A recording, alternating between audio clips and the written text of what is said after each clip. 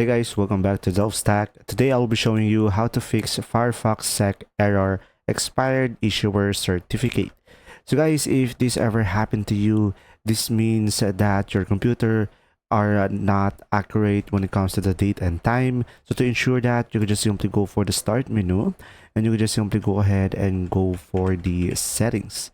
Now here on the settings tab, you can just simply go for the time and language and go for the date and time, and pretty much over here guys, just make sure to set your time automatically.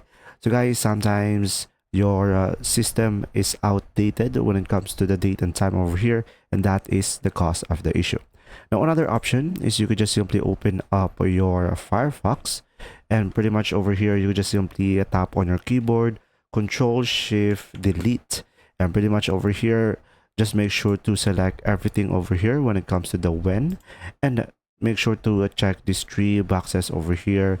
These are the most important thing, and you would just simply select clear, and mostly that can fix the issue. Now another option is you could just simply tap on your keyboard Windows R, and from here you could just simply search for innetcpl.cpl and select OK, and pretty much over here you could just simply go for the content, and you will have an option over here clear SSL State, and you can just simply click on that, and mostly that can fix the issue.